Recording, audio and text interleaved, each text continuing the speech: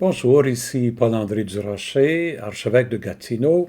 Vous écoutez Paroles d'Avent, une série où je présente les lectures bibliques proposées pour la liturgie eucharistique, la messe de tous les jours de ce temps de l'Avent. Aujourd'hui, mardi 15 décembre, mardi de la troisième semaine de l'Avent, comme nous le faisons depuis le milieu de la semaine dernière, nous écoutons des évangiles qui sont choisis pour nous présenter comment Jésus voyait Jean le Baptiste. Et la première lecture tirée d'un texte de l'Ancien Testament, habituellement un des prophètes, on pourrait dire, fait l'écho par avance du thème, ou on pourrait dire de certaines idées qui sont présentes dans l'Évangile choisi pour ce jour. Alors, commençons par l'Évangile, comme je l'ai fait hier. Nous sommes l'Évangile de Matthieu, chapitre 21, 28 à 32. De fait, ce que nous lisons aujourd'hui suit immédiatement l'Évangile, le texte que nous avons lu hier. Si vous vous rappelez, hier, la confrontation entre Jésus et des grands prêtres et des anciens qui lui demandaient de quelle autorité poses-tu tes gestes, est-ce que tu enseignes? Et Jésus lui avait dit, dites-moi de quelle autorité est-ce que Jean-Baptiste lui baptise? Pouvez-vous me répondre ça? Eux n'osent pas répondre parce qu'ils ne trouvent pas de réponse qui va leur sauver leur peau. Donc ils disent, on ne peut pas le dire. Alors Jésus dit, si vous n'êtes pas capable de juger de Jean-Baptiste, comment voulez-vous juger de moi? Alors, ils refusent de leur répondre. Maintenant, Jésus va aller plus loin et là, c'est lui qui leur pose une question. Donc, en ce temps-là, Jésus disait aux grands prêtres et aux anciens, « Quel est votre avis? Un homme avait 2 fils. Il vint trouver le premier et lui dit, « Mon enfant va travailler à la vigne. » Celui-ci répondit, « Je ne veux pas. » Mais ensuite, s'étant repenti, il y alla. Puis le père alla trouver le second et lui parla de la même manière. Celui-ci répondit, « Oh oui, Seigneur, » et il n'y alla pas. Lequel des deux a fait la volonté du père? Bon, c'est pas un grand piège, ça c'est pas mal évident. Hein? Parfois, si vous avez eu des enfants à l'adolescence, vous savez, à des moments donnés, non, je ne veux pas faire ça. Puis quelques heures plus tard, tu voyais le fils, la fille en train de le faire. Ils ont repensé, puis ont décidé d'agir. Puis c'est arrivé à d'autres moments donnés où ça se peut que ce soit le même fils, la même fille qui disent « Ah oui, je vais le faire », et puis quelques heures plus tard, c'est pas fait du tout. On connaît ça, et finalement, on sait que ce qui est important, c'est pas le oui ou le non, l'important, c'est de collaborer, de mettre en œuvre cette collaboration-là. Donc, les grands prêtres, les anciens, ils répondent, c'est évident, ils disent, c'est le premier. Mais Jésus les amène là peut-être où ils ne voulaient pas aller. Jésus leur dit, « Amen, je vous le déclare, les publicains et les prostituées vous précèdent dans le royaume de Dieu. Car Jean le Baptiste est venu à vous sur le chemin de la justice et vous n'avez pas cru à sa parole, mais les publicains et les prostituées y ont cru. Tandis que vous, après avoir vu cela, vous ne vous êtes même pas repentis plus tard pour croire à sa parole. » En d'autres mots, vous voyez, voyons, les publicains, là, ceux qui ramassaient les impôts là, pour les Romains, et les prostituées, c'était des catégories de pécheurs publics, des gens qui étaient considérés comme rien. Ils n'avaient pas le droit d'approcher du temple. Ils étaient considérés impurs. Et les pharisiens, les chefs des prêtres restaient loin de ces gens-là, alors que Jésus, lui, il les approche, il va manger avec eux.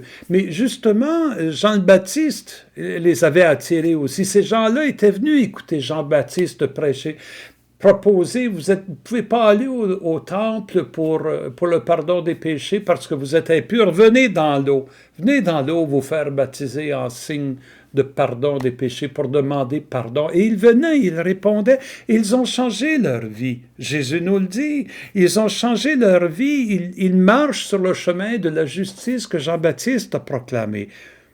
Mais les publicains, les chefs des prêtres, eux, les scribes, Jésus dit, vous avez vu cela et vous ne vous êtes pas repentis pour croire à sa parole. Voyez, vous auriez pu vous repentir, comme dans la première histoire. Hein? Dans la première histoire, le jeune qui dit « je veux pas », mais ensuite, s'étant repenti, il y a là. Il dit au moins, si vous étiez comme le premier, si en voyant l'œuvre de Dieu dans la vie de ces hommes et de ces femmes, peut-être vous seriez repentis et vous auriez cru à la parole de Jean-Baptiste. Et il va sans dire à la parole de Jésus, mais ils ont refusé. Allons voir dans la première lecture maintenant le livre de Sophonie. Le prophète Sophonie, nous sommes au chapitre 3, nous lirons les 2 premiers versets de ce chapitre 3 et ensuite les versets 9 à 13. Qui était Sophonie? Sophonie était un prophète à l'époque du roi Josias. Josias était le petit-fils de Manassé. Manassé a régné pendant 55 ans. C'est un roi de Juda, un roi qui a vraiment entraîné le peuple et la cour royale vers une assimilation complète des pensées et du culte de la Syrie. Il croyait la Syrie était puissante, donc pour garder la paix, il a décidé d'apaiser justement la Syrie en accueillant les coutumes, les traditions. Les gens s'habillaient à la mode des Assyriens, ils apprenaient à parler l'assyrien et ils ont adopté les idoles de la Syrie, les dieux de la Syrie, et même Manassé les a fait installer dans le temple de Jérusalem. C'était comme roi d'Israël, il s'est complètement détourné de la vocation qui avait été donnée à David et aux descendants de David de vivre selon l'alliance.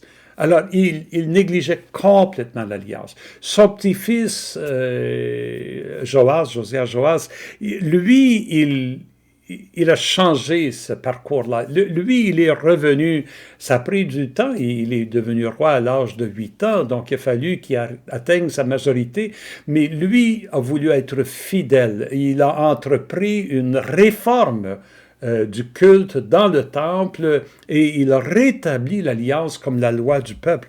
Mais avant que ça arrive, il a fallu qu'il y ait des prophètes qui dénoncent la politique de Manassé et puis d'Amon, le fils de Manassé qui a régné seulement 2 ans avant de se faire assassiner. C'était une époque terrible à Jérusalem. Alors le prophète Sophonie, justement, il attaque Jérusalem, le leadership de Jérusalem, les prêtres qui offrent un culte à ces faux dieux, le roi et sa cour royale qui suivent la Syrie. Donc, ainsi parle le Seigneur, voici ce que Sophonie dit, « Malheur à la rebelle, l'impure, Jérusalem, la ville tyrannique. » C'est une condamnation de Jérusalem. Tout ça, ça s'est passé, 650 ans avant Jésus-Christ, à peu près. Avant l'exil, hein, l'exil va suivre. Et les prophètes vont dire, c'est pour ça que Babylone nous a conquis et puis a détruit, à cause de cette infidélité-là. Non, Jérusalem n'a pas écouté l'appel, n'a pas accepté la leçon, n'a pas fait confiance au Seigneur et ne s'est pas approché de son Dieu. Hein? 4 choses que Jérusalem n'a pas fait. Ne pas écouter la voix de Dieu, ne pas accepter son enseignement, ne pas faire confiance à Dieu et ne pas s'approcher de Dieu en faisant sa volonté. Renversons ça et ça devient comme une règle de vie pour les croyants. Comment vivre sa foi? En écoutant la voix de Dieu, en acceptant son enseignement, en faisant confiance au Seigneur et en s'approchant de Dieu, en faisant sa volonté. C'est ce que Jésus nous a enseigné. Hein? Mais Jérusalem a fait le contraire. Alors là, voyons, Sophonie, il annonce la calamité, la catastrophe, mais nous sautons ces quelques versets-là pour arriver à ce que Dieu va faire au-delà de la catastrophe. Après son jugement, qu'est-ce que Dieu va faire? Alors je rendrai pures les lèvres des peuples, pas seulement d'Israël, mais des peuples, pour que tous invoquent le nom du Seigneur, Yahvé, que tous invoquent son nom et d'un même geste le servent.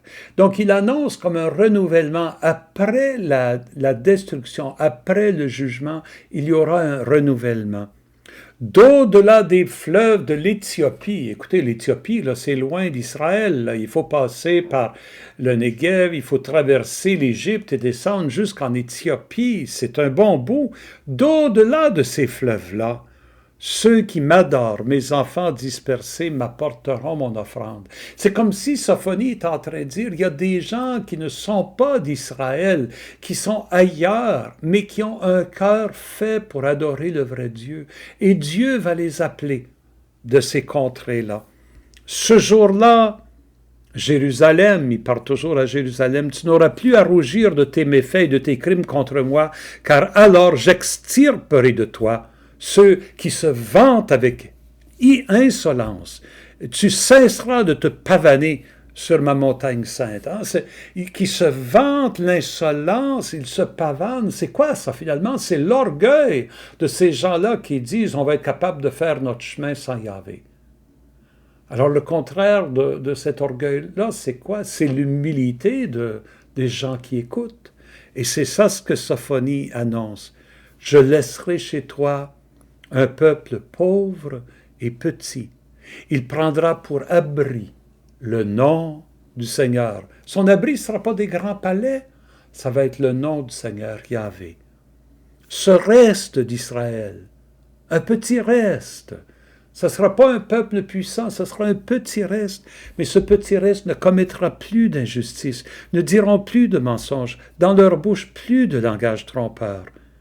Mais ils pourront paître et se reposer, et nul ne viendra les effrayer.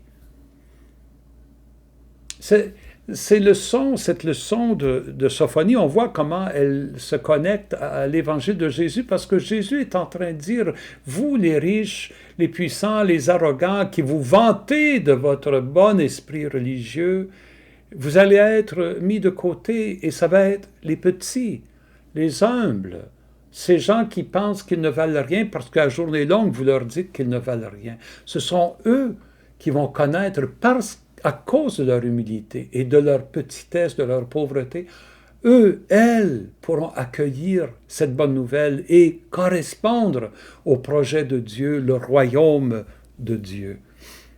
C'est une invitation pour chacun et chacune de nous de ne pas nous enorgueillir, nous non plus, de ne pas croire que d'une façon ou d'une autre, à cause de notre pratique religieuse, de notre engagement évangélique, que nous méritons l'amour de Dieu et que nous pouvons le tenir pour acquis. Non! Ce que Sophonie annonce, ce que Jésus annonce, c'est que le royaume est pour les petits. Et Jésus le dira souvent, ceux et celles qui ont un cœur d'enfant, les enfants ne peuvent pas s'enorgueillir de rien. Faites-vous un cœur comme ça, et là, vous serez prêts pour le royaume. Ça va peut-être plus loin aussi. Ce texte de Sophonie me fait penser à un texte que j'ai lu du pape Benoît XVI, avant qu'il ne soit pape, quand il était jeune prêtre, théologien, le père Joseph Ratzinger en Allemagne. Il était réputé, un grand théologien, il avait donné une conférence, une entrevue plutôt, à un journal ou à la radio, je crois, vers la fin des 60, c'est ça. Et on lui demandait l'avenir de l'Église en Allemagne. Et l'Église en Allemagne était une Église riche et puissante, riche. Écoutez, en Allemagne, l'impôt fédéral il y a une partie de l'impôt fédéral qui va aux églises, encore aujourd'hui. Alors, vous vous imaginez, là, ils n'ont pas besoin des quêtes des gens, ça passe par les impôts. Donc, ils ont énormément d'argent. Il faut dire qu'après la Grande Guerre, après la Deuxième Grande Guerre mondiale, les gens n'avaient plus trop confiance dans le gouvernement. Alors, les œuvres sociales comme l'éducation, les hôpitaux, les soins de santé ont été remis aux soins des églises, l'Église catholique, les églises protestantes, l'Église luthérienne en particulier, et les impôts allaient pour ces œuvres-là. Donc, c'est un peu, vous voyez, c'est une situation quand même compréhensible dans le sens que l'Église faisait le travail que le gouvernement ici fait. Mais ça ressemble à ce que c'était le Québec, on pourrait dire, il y a 50, 60 ans, là, quand c'était encore les communautés religieuses qui entretenaient les écoles et puis les hôpitaux. Bon, c'est... En Allemagne, là, on donnait de l'argent. Ratzinger dit, ça va passer ce temps-là, et nous allons perdre nos grandes institutions. C'était ça son message. Nous allons perdre nos grandes institutions. Nous allons perdre notre prestige, et même probablement nos grands édifices de culte, nos grandes cathédrales, nos grandes églises. On va se retrouver probablement une église faible, beaucoup plus petite, beaucoup plus pauvre, mais peut-être plus fidèle à l'évangile de Jésus-Christ. Et quand je lis ça de la part de celui qui deviendrait Benoît XVI, quand je pense au pape François qui dit « Je rêve d'une église pauvre pour les pauvres », je ne peux pas m'empêcher de penser à Sophonie, un petit reste, un peuple pauvre et petit qui prendra pour abri le nom du Seigneur. Je ne peux pas m'empêcher de penser à Jésus, qui invitait justement les humbles, les pauvres, les petits, les enfants, à entrer les premiers dans le royaume des cieux. Peut-être est-ce un message pour nous. Je vous invite à y réfléchir en attendant qu'on se revoie demain. Que le Seigneur vous bénisse.